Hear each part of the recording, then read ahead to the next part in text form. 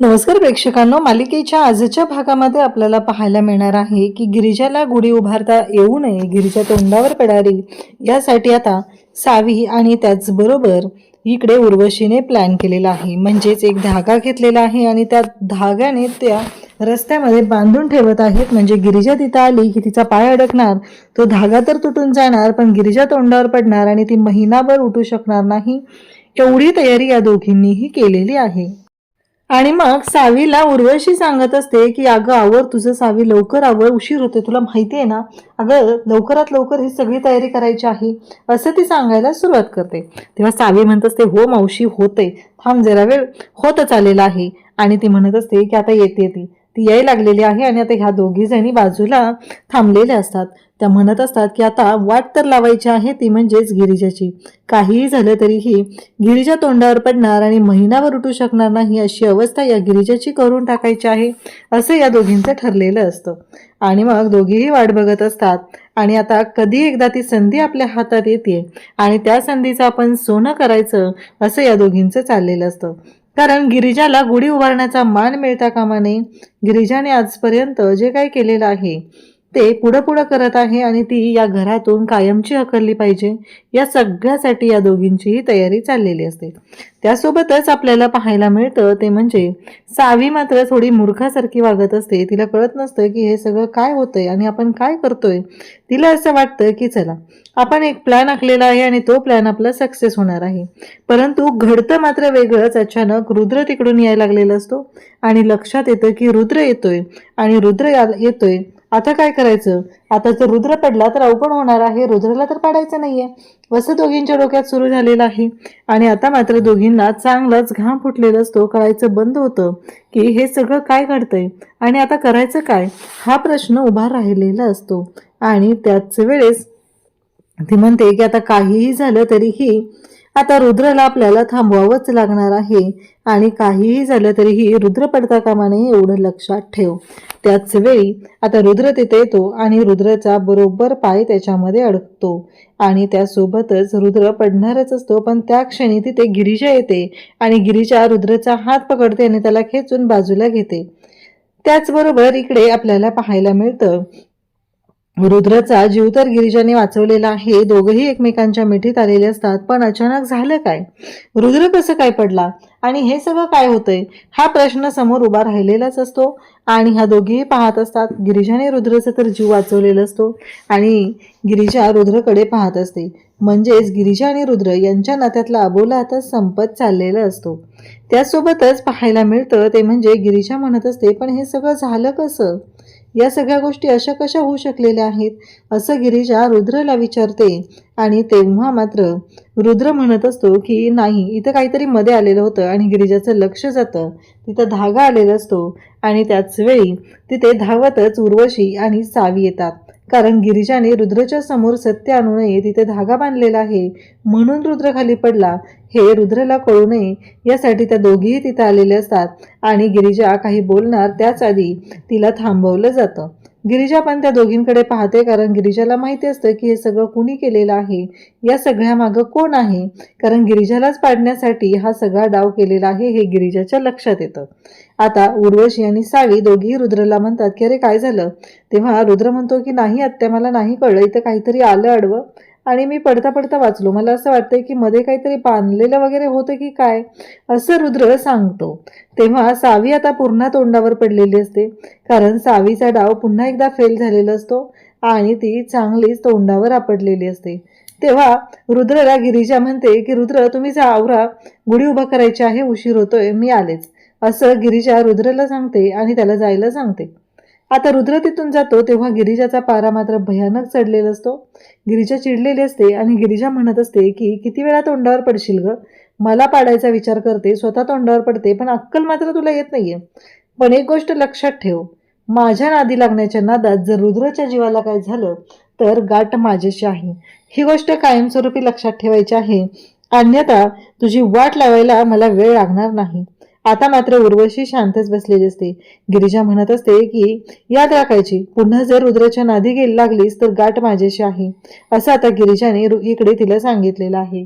आणि तेव्हा मात्र सावी आता पाहतच राहते आणि गिरिजा भयानक चिडलेली असते, गिरिजाला राग आलेला असतो. या सगळ्या गोष्टी ज्या पद्धतीने घडलेल्या असतात ते मात्र खूपच भयानक असं असतं. आणि आता कळायचं बंद झालेलं असतं की आता करायचं काय, या सगळ्यातून कसा मार्ग काढायचा हा प्रश्नच पुढे उभा राहिलेला असतो. आणि मग गिरिजा तिथून जाते आणि गिरिजा गेल्यानंतर मात्र आता उर्वशी आणि सावी दोघीही बोलत असतात. सावी म्हणत असते की काय चाललंय हे सगळं मावशी. तेव्हा ती म्हणते आता तू असले फालतू प्लॅन करशील तर असंच होणार आहे ना, तुझ्या या फालतू प्लॅनमुळेच या सगळ्या गोष्टी झालेल्या आहेत. आणि या सगळ्यावरती आता कसा मार्ग काढायचा हे तुलाच बघावं लागणार आहे असं आता सांगितलं जातं. आणि त्याचबरोबर इकडे या सगळ्या गोष्टी घडत असतात. आणि तेव्हा मात्र आता वासंती तयारी करत असते आणि लवकरात लवकर गुढी उभारायची आहे. 8:10चा मुहूर्त आहे आणि तो मुहूर्त चुकता कामा नये. गुरुजींनी सांगितलेला आहे जर तो मुहूर्त चुकला तर अनर्थ घडणार आहे असं सुद्धा गुरुजींनी सांगितलेलं असतं. आणि लवकरात लवकर तो मुहूर्त गाठला पाहिजे यासाठी आता सगळी तयारी सुरू झालेली असते. त्यासोबतच नागेश्वर तिथे येतो आणि म्हणतो काय झालं, चला लवकर, चला मालकीनबाई चला लवकर, असं नागेश्वर सांगू लागतो. आणि ती सांगते की हो झालेलंच आहे, आता आपण जातच आहोत, सगळी तयारी झाली, रुद्र आणि गिरिजाले की झाले. आता एक गिरिजाने एक वेगळंच बाहेर कांड केलेलं असतं. गिरिजा ढोल वाजवत आलेली असते, म्हणजेच शोभायात्रा तिने काढलेली असते. आणि ती शोभायात्रा घेऊन ती आता इकडे नागेश्वरच्या घराकडे आलेली आहे. गावातली काही मंडळी असतात आणि त्यांना घेऊन ती शोभायात्रा घेऊन आलेली असते. आता मात्र नागेश्वर हे सगळं पाहत असतो, परंतु गिरिजा ढोल वाजवत आलेले आहे, सगळे बाहेर येतात. गिरिजा असतो त्याचबरोबर श्रीमंत असते, गिरिजा असते, श्रीमंत असतो, त्यासोबतच त्यांच्याबरोबर विशाखा सुद्धा असते आणि बाकीची मंडळी असतात.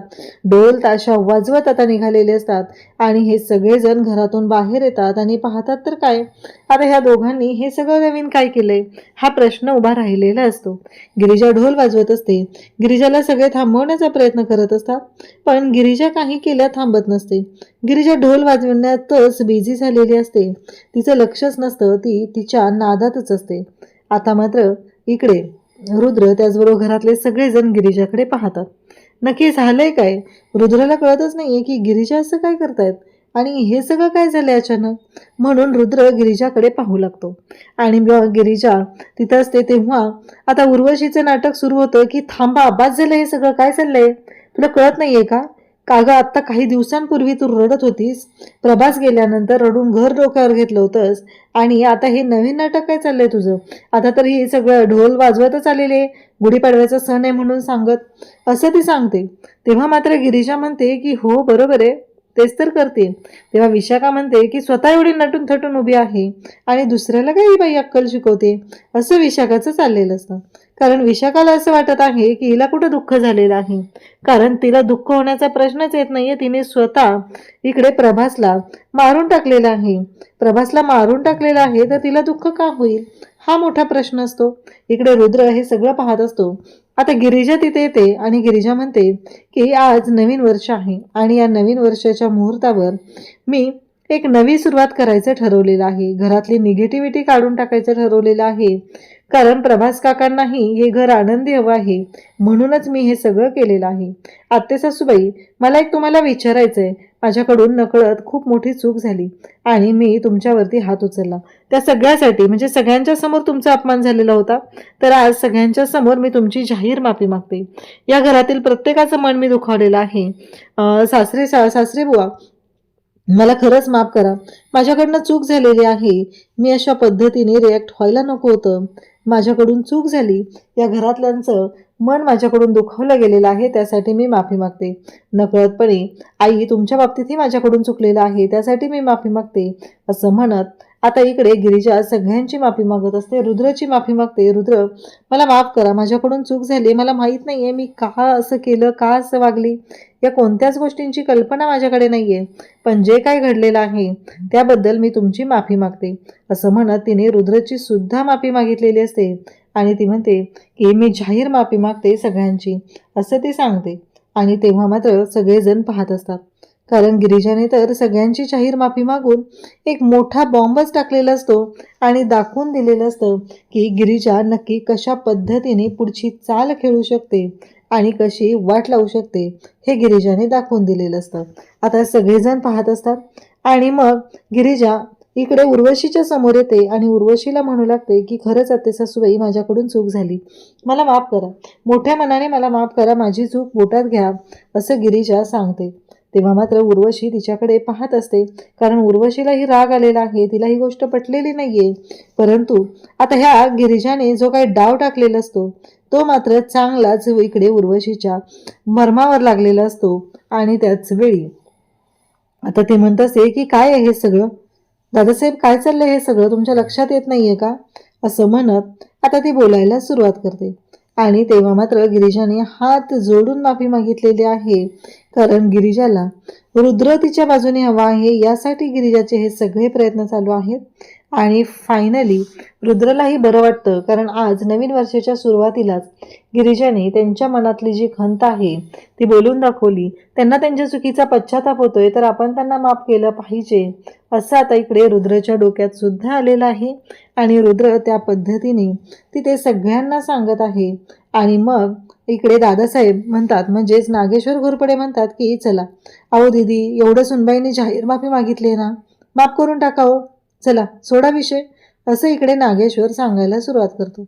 तेव्हा मात्र सावी आणि त्याचबरोबर इकडे उर्वशी दोघी एकमेकींकडे पाहत असतात. सावीची सुद्धा गिरिजाने माफी मागितलेली आहे, तर रुद्र गिरिजाच्या समोर आता तिकडे जातो आणि ढोल हातात घेतो. गिरिजाला काहीच कळत नाहीये, रुद्र काही बोललेला नसतो. गिरिजाला वाईट वाटत असतं, म्हणजे रुद्रने तिला माफ केलेलं नाही असा अर्थ झालेला असतो. आणि म्हणूनच सावी ही रुद्रकडे पाहत असते. परंतु रुद्र जातो आणि ढोल वाजवायला सुरुवात करतो. तेव्हा गिरिजा म्हणते, रुद्र हे काय? तेव्हा रुद्र सांगू लागतो की तुम्ही जसं ढोल वाजवत तुमच्या मनातल्या गोष्टी बोलून दाखवल्या, तसंच मीही करायचं ठरवलेलं आहे. मीही ढोल वाजवत माझ्या मनातल्या गोष्टी तुमच्यासमोर बोलून दाखवणार आहे, असं म्हणत रुद्रने ढोल वाजवायला सुरुवात केलेली असते. आणि त्याचबरोबर रुद्र हे सगळं जे काय करत असतो ते मनापासून करत असतो आणि सांगत असतो की हो. गिरिजा म्हणते, म्हणजे तुम्ही मला माफ केलं?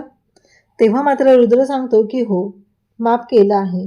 आता रुद्रच्या तोंडून हे ऐकल्यानंतर रुद्र म्हणत असतो की तुम्ही जशी सर्वांची जाहीर माफी मागितली, तसं मी कोणावरती कंपल्शन नाही करू शकत आहे. मी माझ्या वतीने तुम्हाला माफ करतो, मला काहीच हरकत नाही आहे, असं म्हणत रुद्रने गिरिजाची माफी मागितलेली आहे. आणि त्याच्या चेहऱ्यावरती जो आनंद आहे तो पाहण्यासारखा आहे, म्हणजे गुढीपाडव्याच्या मुहूर्तावर गिरिजा आणि रुद्र यांच्या नात्यातला दुरावा मिटलेला असतो आणि नवीन वर्षाची छान अशी सुरुवात झालेली आहे. त्यासोबतच इकडे पाहायला मिळतं ते म्हणजे एवढं सगळं झालेलं असलं तरीही काही गोष्टी मात्र खूपच छान पद्धतीने घडत असतात. आणि तेव्हा हे सगळं जे काय चालू असतं त्याच वेळी इकडे हे सगळं घडताना मात्र रुद्र पाहत असतो. आणि गिरिजासुद्धा आता खुश झालेली असते, गिरिजाला सुद्धा बरं वाटत असतं. फायनली कुठंतरी मनाप्रमाणे गोष्टी घडत असतात आणि गिरिजा हे सगळं जे काही सुख आहे ते अनुभवत असते, कारण गेली कित्येक दिवस गिरिजाने हे सगळं अगदी शांतपणे हँडल केलेलं आहे, गोष्टी शांतपणे केलेल्या आहेत. कारण तिच्या बाबतीत जे घडत होतं ते पूर्णपणे चुकीचं होतं, तरीही गिरिजा डगमगली नाही, खंबीरपणे उभी राहिली. आणि तिने खंबीरपणे उभी राहत या सगळ्या गोष्टींचा व्यवस्थित असा इथे वापर केलेला आहे. आणि तेव्हा नागेश्वर म्हणत असतात की सुनबाई, आम्ही तुम्हाला माफ केले, दीदी तुम्हीही माफ करून टाका आणि चला बरं गुढी उभा करूया, मुहूर्त चुकला नाही पाहिजे.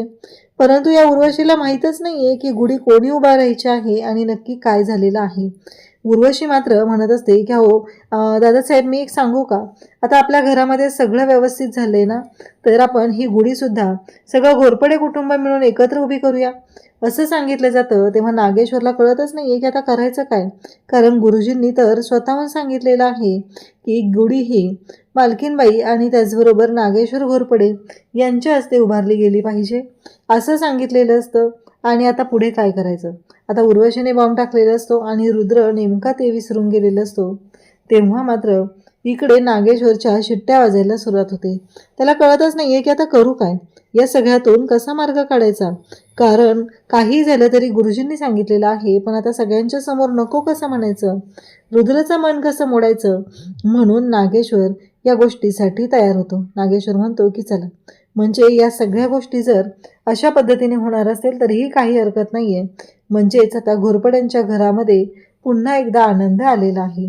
आणि मग मात्र आता गुढी उभारायला सगळेजण जातात. नागेश्वरच्या हातामध्ये गुढी असते, गुढी उभारली जात असते, सगळ्यांचा हात लागलेला असतो.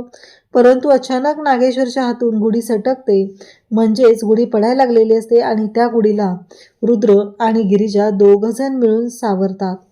म्हणजेच फायनली या वाड्यातली म्हणजेच अंगद महाजनच्या वाड्यातली गुढी उभारण्याचा मान हा मिळालेला असतो तो फक्त आणि फक्त गिरिजाला, म्हणजेच घरच्या मालकिनीला. उद्याच्या भागात आपल्याला पाहायला मिळतं की गिरिजा, रुद्र सगळेजण आता एनजीओमध्ये गेलेले आहेत आणि तिथं गेल्यानंतर मात्र गिरिजा पाहत असते आणि तिथे सावीने गोंधळ घातला. गिरिजा मुलांना घेऊन असते, त्यांना काहीतरी शिकवत असते. सावी तिकडून येते, धक्का देते आणि गिरिजाच्या हातातली काडीपेटी चालू होते आणि तिथं पेपर वाचतात. त्या पेपर ते जळायला लागतात. पण आग बघितली की गिरिजा घाबरत असते आणि त्यामुळं गिरिजा आता खूप घाबरलेली असते. आणि नेमकं त्याच वेळी रुद्र तिथं आलाय आणि रुद्र विचारू लागतो की हे काय आहे, उद्या ऑडिट आहे आणि हे पेपर कोणी फाडले, हे कोणाकडून जळले? तेव्हा गिरिजा स्पष्टपणे सांगते की हो, हे पेपर माझ्याकडून जळलेले आहेत. तेव्हा रुद्र म्हणतो काय हे केलं, महत्त्वाची होती ही गोष्ट, कालच तर आपलं सगळं सुरळीत झालं होतं आणि आज हे सगळं नवीन, काय आहे हे सगळं गिरिजा? असं म्हणत गिरिजाला तो बोलत असतो.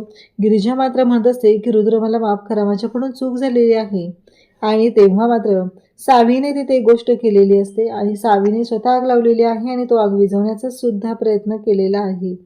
त्याचबरोबर आता इकडे रुद्रला टेन्शन आलेलं होतं, पण सावीने ते पेपर वाचवलेले आहेत ही गोष्ट त्याच्या लक्षात येते आणि रुद्र खुश होतो आणि आय लव्ह यू सावी म्हणतो आणि सावीला जाऊन मिठी मारतो. तेव्हा मात्र गिरिजाला जो काही धक्का बसलेला आहे तो मात्र खूपच मोठा आहे. अशाच अपडेटसाठी चॅनलशी कनेक्ट राहा. थँक्यू.